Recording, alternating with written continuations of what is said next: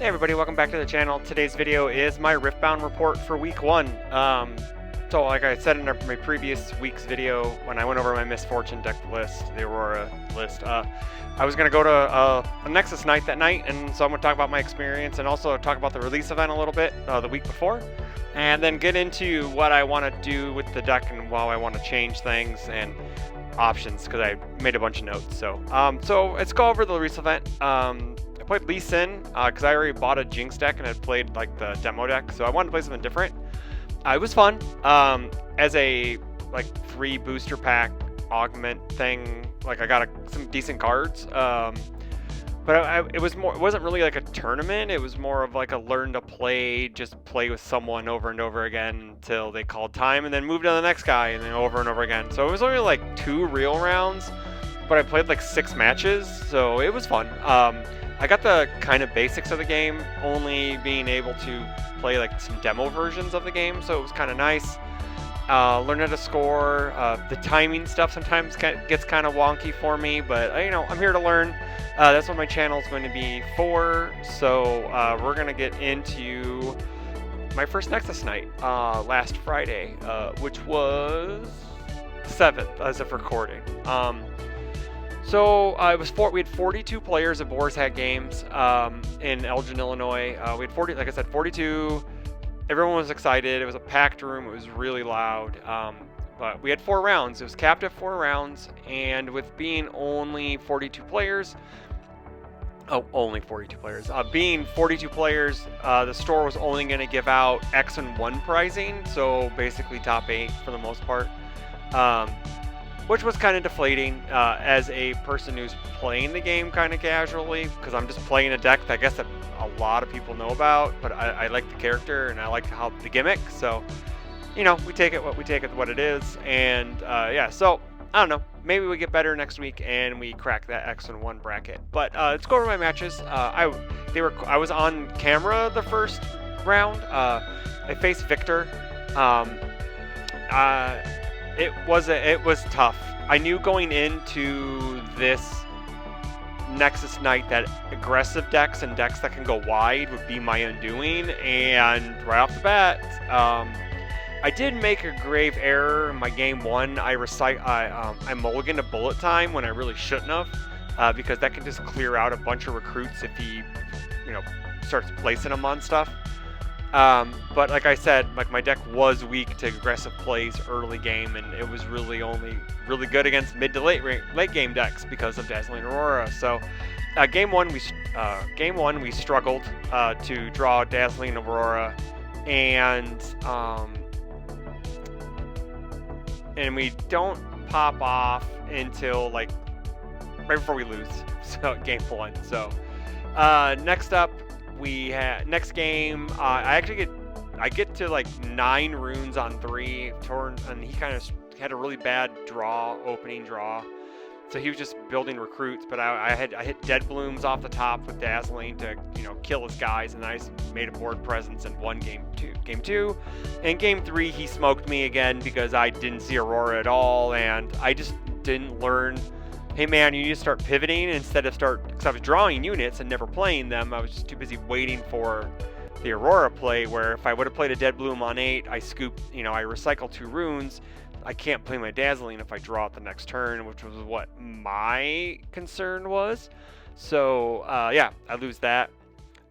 Next round, man, I got smoked by an augmented Jinx starter deck, and it was demoralizing, and I developed a pretty bad headache. I am hearing impaired in my left ear, so I do wear a hearing aid, and it was just picking up everybody yelling and being excited and stuff, which is great. I'm totally cool with that, and it was just I needed to be away from all that, and it just really affected my gameplay because I didn't miss a couple things. Like I missed a fight or flight hide trigger. And yeah, so it was just I got just beat 2-0 by a Jinx roughly starter deck for the most part. Next up, I played a local player I played on Wednesday. We played like a fun match, and He was with like another guy, and we were just playing some fun games. But I 2-0'd that Victor. He played Grand Stratagem, and he played it a turn too early, and I got him. And then because he thought he didn't know we were playing to 9. He thought we were just playing to 8, even though I had Aspirant's Climb out. And that's a big play error. So I was able to capitalize on that. And then he just struggled to find pieces to deal. Like, I got Aurora online really early, and then I was just able to take over the board and win. And then round 4, I believe it was a 2-1 victory for my rival. I think that's what it was. But I have it down as an 0-2. It's still a loss no matter what. But we did learn a lot. Like, they were helping me out with some timing issues that I was kind of missing over some things, and which is great. That's what locals are for. We were in like the bottom third of the tables. We're not playing for sweats. We're just playing to learn and have fun. And yeah, so but I lost 0-2 to Victor again, due to not having any type of, they amassed a giant board game 1 and then Grand Stratagem for the win, which is what that deck's supposed to do, and it's super cool. And then game 2, he Hidden Blade, Vengeance. I get all the kill spells, and that's what this deck struggles against, is just straight kill spells. But yeah, so from that, we ended up coming home with 1 pack, because it was a pack per win. So I got 1 win. So no Nexus Night pack, which is kind of crappy. But I was at least hoping to get a Nexus Night pack the first week I go. But you know, it's just, I can't fault the stores. There's too many people. So so yeah, so a couple points before I go into week 2 changes. I struggled to find Aurora early, and I didn't pivot to just plain bodies. There's a point that I saw. It was either on the main the Riftbound Discord, the Misfortune thread, or it was on like the Reddit thread on Riftbound Reddit thread, that you just gotta learn how to pivot to plain dudes, because you guys are huge. So, and you amass all this energy, and you're not using it efficiently. So it's like, by the time you get 9 and you could drop a body and you don't have a dazzling, you just drop it and you just start dropping dudes earlier than when I started doing it, obviously. So that's one thing I learned. 2, I do definitely need more early game control. You know, I will go over the changes in a second. I may end up making it another change over. I'll make it a note in the video about how maybe something else going into week 2 or week 3, that we're just gonna try this, and then week 3 we'll change it to something else. So but yeah, like I believe my next local would be the 14th if I go.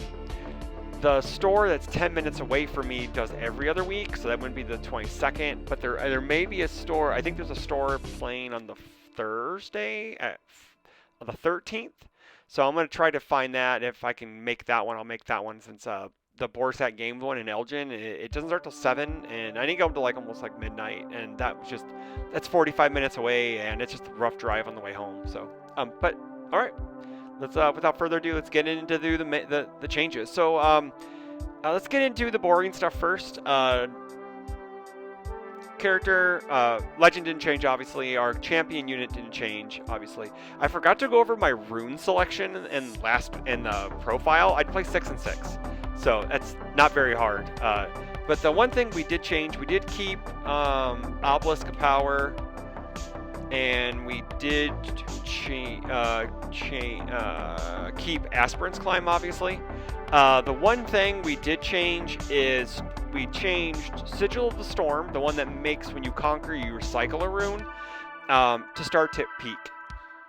So when you hold here, you may channel 1 rune exhausted, which is better for me, and it may, unfortunately, it's probably better for my opponent as well. But if I can get here and hold, I can get one of those buybacks on the runes that I pay to play a unit or Dazzling Aurora or whatever. So start at peak will be the de facto 3rd choice if possible. So it'd be Aspirant's Climb game 1, Obelisk of Power game 2, and then if there is a game 3, it would be start at peak.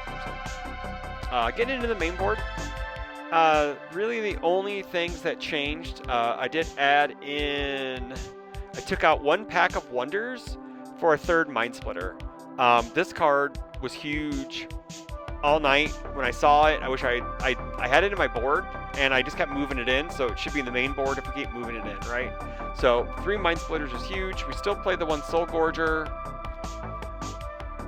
Still have 3 Dead Bloom Predators. This guy is nuts coming off the top of Dazzling Aurora.